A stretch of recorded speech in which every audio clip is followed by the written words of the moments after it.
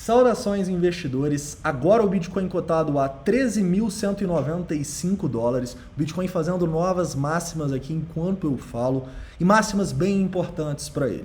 Bitcoin que rompeu a máxima do ano em dólar e a máxima histórica de todos os tempos em reais. Sem dúvida, um dia muito importante e muito bom demonstrando a força do Bitcoin. Mas o nosso objetivo no vídeo de hoje vai ser tentar passar uma perspectiva de trader para tentar ver onde a gente pode ter possíveis oportunidades aqui em tempos gráficos maiores e até mesmo em tempos gráficos menores. Então eu vou começar aqui do 4 horas no TradingView fazendo uma análise técnica e vou chegar até tempos gráficos menores, te mostrando em cada um desses pontos suportes, resistências e zonas que eu estou de olho para possíveis operações. Além disso, eu quero fazer uma análise de sentimento completa com vocês. Começando numa análise um pouco mais de posicionamento, onde a gente vai abordar temas como Crypto Fear and Greed, o S&P 500 e indicadores como o Book, o CVD e o Long Short Ratio. Ao mesmo tempo, eu também quero discutir com vocês um pouco das liquidações, né? A gente teve muita liquidação nas últimas horas aí, e um pouco de realmente o que as instituições estão fazendo neste momento, correto? Além disso, também quero te mostrar um pouco da história, né? O que aconteceu para o Bitcoin entrar nesse fomozinho e a gente ter esse movimento parabólico. Então eu vou te mostrar aqui onde, na minha opinião, tanto tecnicamente quanto por uma análise de sentimento, os ursos perderam o controle e a gente gerou aí esse FOMO e essa força no mercado, independentemente da notícia sobre o PayPal ou não, tá? Vamos tentar passar uma ideia mais de análise técnica e de sentimento. Mas beleza, vamos lá. Eu começo aqui no 4 horas, né? E o primeiro ponto que salta os olhos aqui é o Bitcoin extremamente esticado, né, investidores? E para nós traders, essa zona, quando o ativo se descola tanto assim de qualquer ponto de suporte ou de qualquer indicador, como as médias ou a minha nuvem de Ishimoku, a gente tipicamente chama isso de uma no trading zone. Por quê? Porque a gente não tem uma boa relação risco-retorno nem para comprar aqui nesse movimento e muito menos para a gente tentar adivinhar um topo vendendo aqui. Então, quando a gente está nesses pontos extremamente esticado, longe de média, longe de tudo, tipicamente a melhor coisa que a gente pode fazer é ter calma e pensar bem nas zonas onde a gente pode pensar em fazer possíveis compras ou até, quem sabe, possíveis vendas, caso o preço nos mostre isso, tá? Por que nesse momento, apesar do preço estar esticadíssimo, também não dá para a gente pensar em short? Porque a gente sabe, uma tendência de alta, ela vai até a lua ou até que ocorra uma reversão. E até esse momento, a gente ainda não tem essa reversão mostrada aqui no Price Action. Shortar só porque está muito distante, está muito esticado, até pode fazer sentido, mas agora eu vou te mostrar por que é extremamente esticado.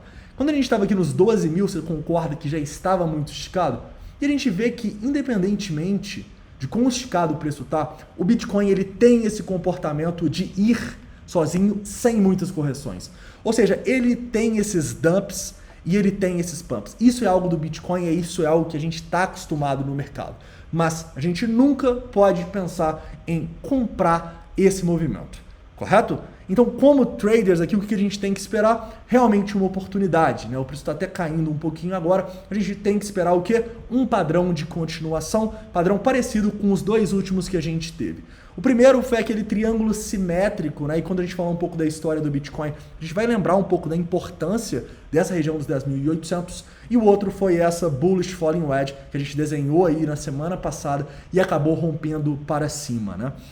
Então, o que a gente pode ver aqui agora é que, pensando em prazos maiores, o 4 horas para um swing trade, eu acho que, como traders, a gente precisa esperar uma retração, tá bom? Então, nesse momento aqui que eu estaria de olho para o preço estar próximo de encontrar um topo, tá? E a partir daqui a gente ter uma correçãozinha para aí sim a gente pensar em compras. Onde que eu acho que essa correção pode parar? Caras, eu traçaria alguns Fibonacci daqui, tá? Eu acho que um possível Fibonacci seria desse fundo aqui, lá nos 10.150, ou deste aqui. Eu acho que esse faz um pouco mais de sentido para mim, já que a gente pode ter uma onda aqui, uma correção significativa. Então eu vou a partir deste fundo, tá bom? E a partir desse fundo, eu consigo enxergar que o 0,382 está mais próximo lá dos 12 mil dólares, correto? Então, assim, eu realmente vejo, e até voltando aqui um pouco, que antes da gente ter uma correção significativa nessas zonas, eu realmente não vou pensar em compras no Bitcoin para swing trade, correto? Lembrem-se, por que a gente está subindo tão rápido, né? Eu acho que isso a gente falou muito em muitos vídeos, né? Que o Bitcoin ele não tem muita resistência acima dos 12 mil dólares, né? Vocês lembram que a gente tem extremas resistências aqui nessa região, até os 12 mil, mas acima dela a gente não tem muita movimentação do preço. Não teve tanta gente comprando nessa região. Então, para o preço continuar subindo, para estopar e liquidar o máximo possível de pessoas, ele pode conseguir, correto? Então, o que a gente vê aqui realmente é essa resistência que a gente está testando agora dos 13 mil dólares, tá? E que pode ser, sim, um ponto onde o preço vai voltar, já que é uma resistência importante. E a gente vai falar um pouco do volume também, porque é uma resistência importante. E os 14 mil, né? Os 14 mil que é a região 0,618 de todo esse movimento aqui e também é o topo que a gente formou lá em 2019, tá? Mas sem dúvidas, pensando no longo prazo aqui, o Bitcoin ele tá numa tendência de alta e a situação é positiva para ele, né? O único ponto que deixa a gente com o pé mais atrás no Bitcoin é o S&P. A gente sabe que a correlação histórica do Bitcoin no S&P nos últimos 365 dias está na máxima, né? Então a gente entende que se o S&P despencar amanhã e realmente esses valores das ações aqui, que ao meu ver não condizem muito com a realidade, começarem a cair muito, o Bitcoin pode sofrer com isso, sabe? Então a gente continua num pensamento de extrema incerteza global, correto? Mas o Bitcoin pode estar mostrando pra gente que ele pode ser, inclusive, uma das soluções dessa incerteza, tá? Ainda acho que é cedo pra gente especular, mas sem dúvidas é um movimento que me deixa muito feliz pensando no futuro do Bitcoin nessa demonstração de força, ok? Mas lembrem-se, se o S&P despencar aqui amanhã, há uma boa probabilidade do Bitcoin ir também. Como eu acho que isso pode acontecer, é uma situação aí de perigo que eu estou colocando no meu radar. Mas a gente está na máxima histórica de longo prazo dessa correlação, mas no curto prazo o que a gente pode ver é que com essa demonstração de força do Bitcoin, a gente tem, enfim, a correlação aqui saindo de uma correlação positiva, ou seja, dos preços andando juntos, né, igual estavam aqui basicamente muito parecidos, para o S&P consolidando nessa zona e o Bitcoin estourando. Então, sem dúvidas, a correlação agora diminuiu, mas eu não acho que ela ainda mudou completamente, correto? Eu acho que para isso a gente vai precisar de mais alguns dias, né, e mudar um pouco dessa máxima histórica que a gente está aí em vários períodos de 365 dias, de 180 dias, beleza? Mas então, caras, o que a gente pode ver nesse momento aqui, né? É o Bitcoin realmente fazendo essa correção forte. E é por isso que a gente nunca pode pensar em realmente comprar esses movimentos tão esticados, né? Agora o que a gente tem que fazer? Realmente esperar para ver se ele vai conseguir fazer uma correção um pouco mais significativa e a partir daí a gente ter oportunidades um pouco mais reais, oportunidades um pouco mais tangíveis. Lembro novamente, não pensem muito no preço agora que realmente esticou muito. Pensem mais nas relações de risco-retorno, nas possíveis oportunidades que a gente pode ter a partir de uma correção deste movimento, tá bom? Então, continuando agora e falando um pouco dos indicadores de sentimento, né, já que eles são extremamente importantes. O primeiro indicador que eu estaria aqui de olho para um sentimento aí bem clássico, o primeiro sentimento que eu apresentei para vocês é o volume, né? E a gente pode ver claramente que esse volume foi fundamental para essa reversão de tendência no Bitcoin.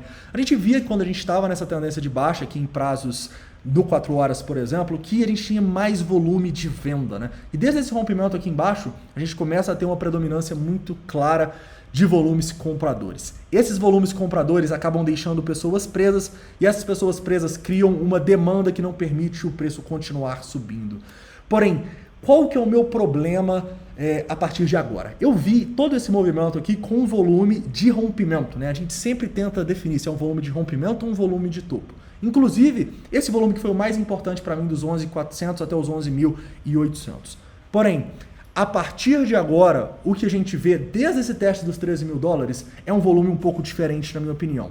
Isso é um volume que me mostra que muitas pessoas estão comprando, tá? É um volume potencial de topo. Então eu vejo que essa região aqui pode ser onde o Bitcoin encontrou o topo para fazer essa retraçãozinha que está acontecendo aí, tá bom? Lembro para vocês, primeiro ponto que eu estou de olho realmente é mais abaixo, realmente é mais nos 12 mil dólares para pensar em compras em prazos um pouco maiores, tá bom? Mostrando aqui de maneira um pouco mais na análise de sentimento, né, com o volume a mercado, a gente pode ver que a gente não tinha tanta compra a mercado assim desde o nosso topo, desde o topo lá dos 12.500. Então, depois de ter tanta compra a mercado assim, é de se esperar mesmo que o preço tenha esses dumpzinhos fortes, né? Igual ele teve aqui, olha só. Para quê? Para estopar e liquidar esse tanto de gente que acaba entrando em long. Correto? Continuando, vamos falar um pouco aqui da análise de sentimento, que é um pouco mais de longo prazo, e depois a gente começa a ver no curto prazo aqui alguns suportes importantes que o Bitcoin precisa segurar. Mas primeiro, sentimento aqui de longo prazo. Fear and Greed no 61 em ganância, isso provavelmente deve dar uma aumentada hoje, não é um ponto que a gente pensa em compras no longo prazo. Se voltar lá para os 12 mil e a gente estiver aqui voltando para um neutro para medo, opa, aí pode ser uma oportunidade para a gente. Outros indicadores interessantes aqui que a gente vê agora, Long Short Ratio e CVD. O Long Short Ratio e CVD que estavam caindo, né, quando a gente teve o rompimento lá dos 11.300, a gente vai falar um pouco sobre isso, agora estão subindo muito, tá? E o Long Short Ratio aqui estava basicamente abaixo de 1, quando a gente teve o rompimento lá dos 11.500 dólares, e chegou agora a 1,46. O que é isso? Isso me mostra que, além de muitas pessoas estarem saindo dos shorts, muitas estopadas e liquidadas, a gente tem basicamente aí muitas pessoas entrando em long também. Então isso é um sinal de perigo. Correto, investidores? Então, basicamente, o que a gente tem aqui é muitas pessoas entrando em long e essas pessoas acabam sendo estopadas e liquidadas. Essa última queda que a gente acompanhou aqui ao vivo, a gente tem basicamente 1.600 bitcoins sendo liquidados somente na Binance Futures. Se a gente pegar aqui, por exemplo, na BitMEX, que o volume está um pouco menor, né? A gente já não tem tanto assim, mas tem aí, olha só, cerca de quase 5 milhões de dólares sendo liquidados, né? Então, esses perigos que a gente tenta mostrar para vocês da análise de sentimento. Reparem a diferença que a gente estava quando... A gente já está colocando 15 minutos aqui, que eu acho que vai ficar um pouco mais fácil de vocês analisarem a diferença do movimento antes dessa região acima dos 13 mil dólares e depois. Vamos lá. O ponto que eu realmente vi uma virada de chave aqui para as instituições, sem dúvidas, foi aquele ponto que a gente mostrou para vocês que era extremamente importante lá no último vídeo, né? Que era essa região dos 11.460. Para começar, o preço conseguiu segurar acima dos 11.300, né? Não conseguiu por nada fechar candles significativos ali embaixo. E quando ele conseguiu ultrapassar aqui, quero que vocês reparem algumas coisas. Primeiro, a gente tem basicamente os nossos indicadores de sentimento nos mostrando que o preço pode voltar a subir. Por quê? Porque o Long Short Ratio, que estava lá em 1.4, quando a gente teve o nosso rompimento, ele foi caindo, e depois desse rompimento, ele chegou a baixar de 1.20. Ou seja, muitas pessoas, quando rompeu, fizeram o que? Apostaram em short. Não só mudaram a posição, mas a gente também viu grande parte das sardinhas vendendo, né? Então, esse foi o ponto aqui de virada para mim, foi o ponto onde as instituições perderam o controle. Long Short Ratio despencando, CVD mostrando sardinhas vendendo e instituições entrando pesado no book aqui, dando suporte. A partir daí elas ganharam o controle e basicamente não perderam esse controle em nenhum momento. Reparem que os nossos indicadores, o Long Short Ratio continuou caindo até abaixo de 1 e só a partir desse rompimento que a gente teve agora ali, quase dos 13 mil dólares, que ele começou a subir forte e nesse momento os dois estão subindo, né? Então, os dois indicadores esticados, inclusive o CVD na máxima histórica dele, realmente vejo que é uma situação extremamente arriscada pensando em prazos maiores. Tá bom? Então vamos esperar, vamos ver se o preço vai conseguir fazer essa correçãozinha aqui ou se realmente ele conseguiu pegar essa liquidez, já que foram aí quase 2 mil bitcoins, né, e vai voltar a subir a partir daqui. Para isso eu acho que vale a pena a gente analisar o curto prazo e ver pontos onde é importante o Bitcoin se manter acima. Então vamos lá. Para isso eu vou abaixar aqui bastante, tá? Nos 5 minutos. Nos 5 minutos, primeiro a gente pode ver que essa queda foi até os 12.600 dólares, né? Uma queda aí significativa de cerca de 5%, né? Já vimos muito piores, mas é uma queda significativa. E aqui, para quem está acostumado basicamente já vai saber onde a gente tem que se manter acima, né? São 3 pontos. Nuvem de Ichimoku, média exponencial de 72 e principalmente mesmo, as zonas de suporte no VPVR. Tá? Então, essa região aqui dos 12.700, se fechar candle abaixo, problema. Correto? É claro que a gente vai ter um suporte agora desses fundos que foram formados aqui mais próximos dos 12.650, mas para mim, fechamentos abaixo aqui dos 12.700 é uma situação extremamente arriscada, tá? É uma situação que pode levar o Bitcoin a consolidar mais e quem sabe corrigir lá nos 12 mil dólares, que é onde a gente está de olho. Se ele encontrar suporte nessa região e a partir daqui formar um novo range, caras, é um sinal que a partir daí a gente pode ter o Bitcoin fazendo novas máximas, quem sabe indo testar a próxima resistência lá nos 14 mil dólares. Beleza, investidores? Caras, então basicamente eu acho que é isso, tá? Nessa queda aqui para os scalpers, esse suporte dos 12.700 é extremamente importante e também, obviamente, né, é esse topo aqui significativo agora que a gente formou nessa região dos 13.250. Beleza, investidores? Caras, então é isso, tá? Espero que vocês tenham gostado dessa análise, que tenha dado para passar bem aí como a gente tenta gerenciar o risco das nossas posições quando o preço está extremamente esticado, né?